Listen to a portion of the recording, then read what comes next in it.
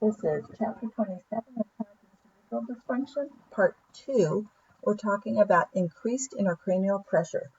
So some of the nursing care we're going to do is assessing. We're going to assess the vital signs. We're going to carefully assess level of consciousness. And we're going to be assessing their pupils on a regular basis. That may be every hour, that may be every 2 hours, but we're going to be doing those assessments.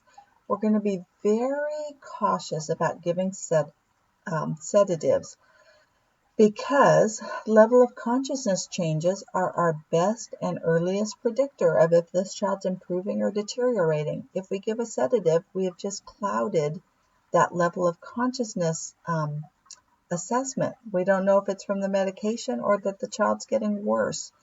However, if we leave them in pain or agitation, that increases intracranial pressure. So we don't want to do that either. So it's a real tricky decision for the physician there if they're going to give something and how much. We want to position them to maximize venous return because if we have extra blood volume inside the cranium, we have increased pressure. So we're going to keep the head of the bed elevated 30 degrees and we're going to keep the head midline. If we turn the head to one side or the other, you pinch off the jugular and get less venous return. We're going to be assessing their respiratory status.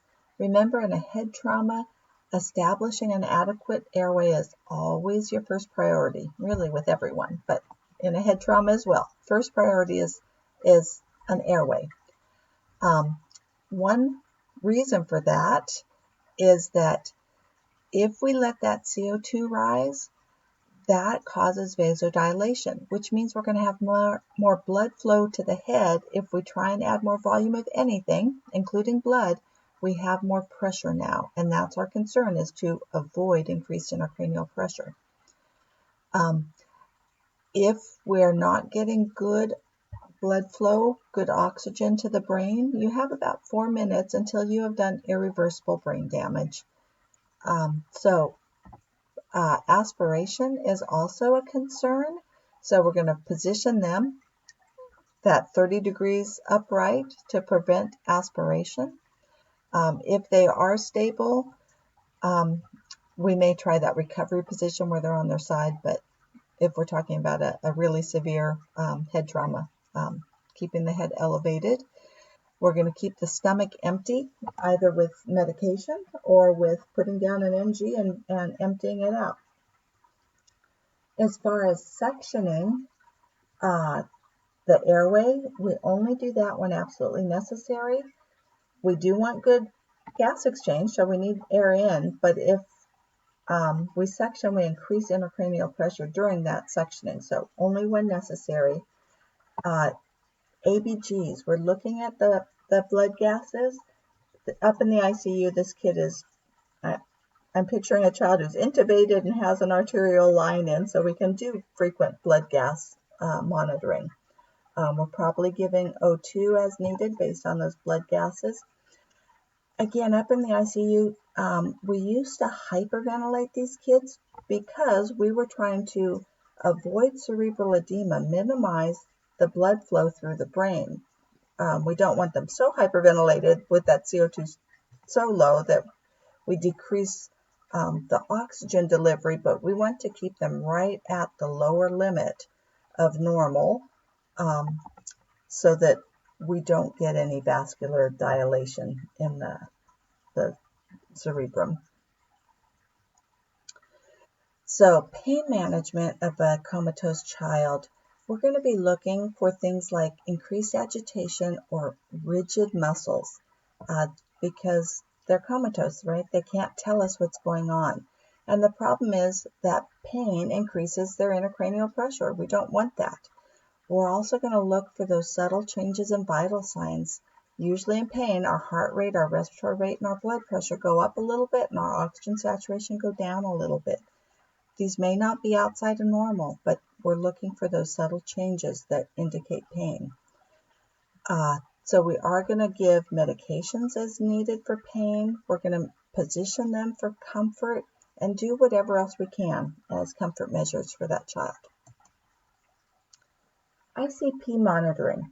This is generally recommended if a child has a Glasgow Coma scale below 8, or if their neurologic condition is deteriorating, or just based on the physician's subjective judgment. They think this kid could do poorly. They may choose to put in an intracranial pressure monitor.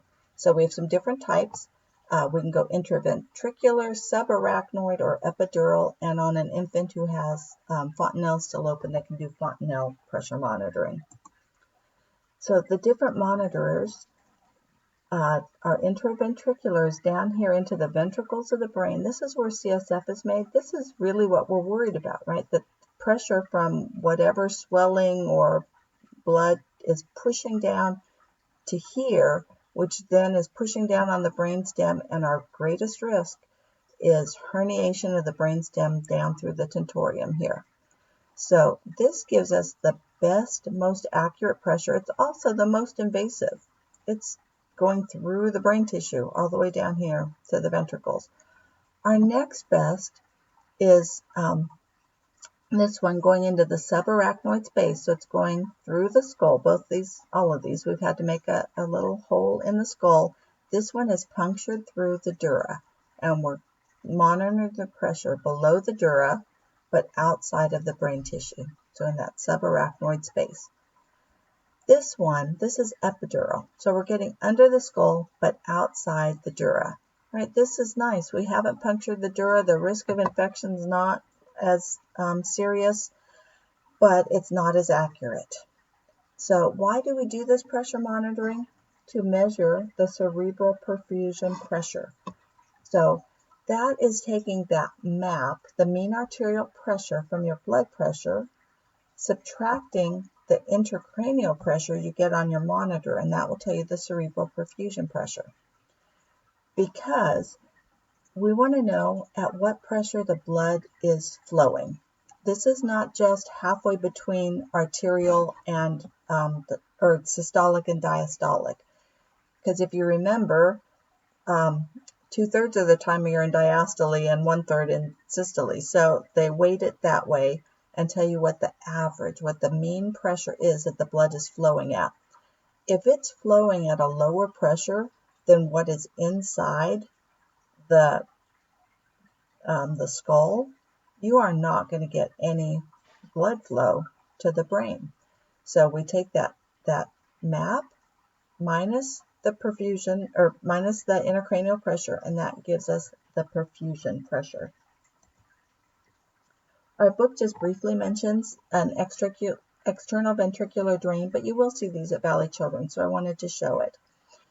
This is taking that CSF fluid out of the ventricles of the brain into this external closed system. So for whatever reason, we've got excess CSF. It can't flow normally. It's not reabsorbing. We're making too much. Some reason, we've got to get it out because it's causing increased pressure by having too much in there.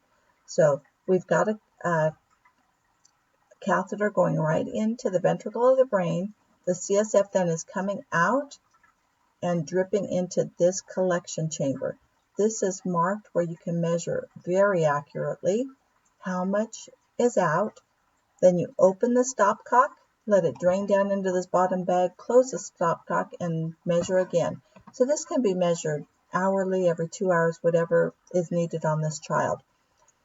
This is leveled to the ventricles. So somewhere here there's a 0. I can't really see it on here, but it should be equal to this thing.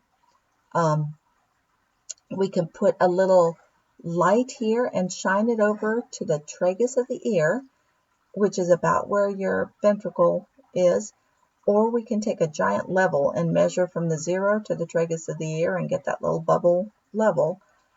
And then the physician tells us where they want this to be. This one looks like it's up a bit. So the physician may say at 0 or up 1, 2, 3, or even a negative 1, 2, or 3. Right? So it's got to get a little more pressure going uphill before it drains, or draining a little extra off. This just slides up and down, and this is where it's at. Notice there's 2 different numbering systems here, right? There's 2 different ways that we measure things. Centimeters of water and millimeters of mercury. So you want to make sure you're using the correct one. So the nice thing about this is we're getting that extra CSF fluid off, and we are not opening any system. We collect it here, we drain it down to here. So it's a nice closed sterile system. So this child with who's comatose or has increased intracranial pressure, we need to worry about nutrition and hydration. We do not want to overhydrate them because that's going to increase the intracranial pressure by increasing our circulating blood volume, right? So we're going to be careful about giving them enough, but not too much. We do want them to have the nutrition they need for wound healing and, just normal growth. So we'll start with IV fluids, probably switch them to TPN, avoiding that overhydration. If it's going to go on any length of time, we're going to try and switch them to gastric feedings because you can always absorb more better through the GI system than what we can give you through a vein.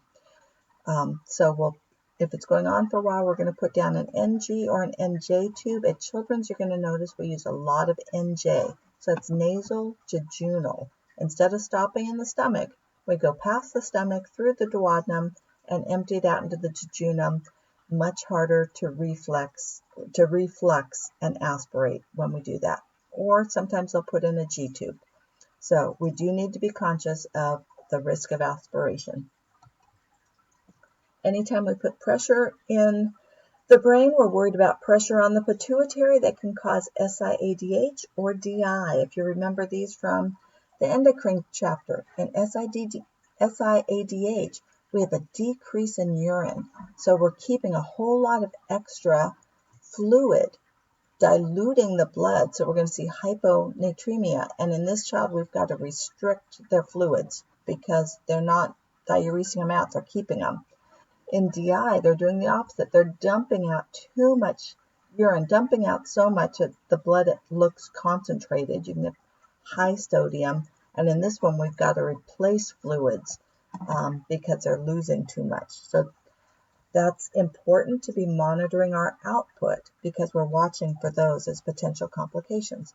There are medications we can use to decrease ICP. Diuretics, osmotic diuretics like mannitol, or loop diuretics like Lasix.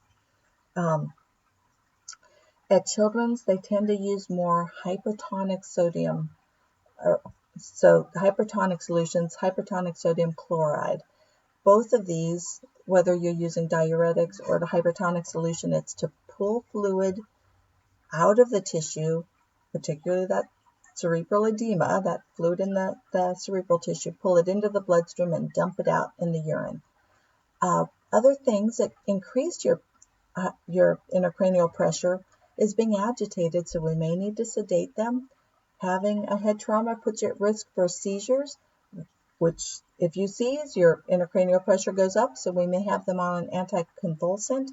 We may need to paralyze them to decrease metabolic demand because they're agitated or whatever. And when all else fails, we put them into a medically induced coma. This is a barbiturate coma to decrease the metabolic demands of the brain. And basically, we just have to wait the 2 or 3 days until we think that potential for cerebral edema is past, and then we let them wake up and see how much damage has or has not occurred. Other things for increased ICP, watch their temperature. They can go really high. Elimination of Foley. We need to worry about stools too, so stool softeners they may need. Watch the skin and their eyes. If we have them paralyzed, we've got to be putting artificial tears in. They can get contractures from not moving, so a hand roll and a footboard or tennis shoes on there. And sensory stimulation. Hearing is the last thing you lose and the first thing to come back. Be very careful what you say in this child's room. Be sure you're talking to them, even if they're comatose and not responding to you.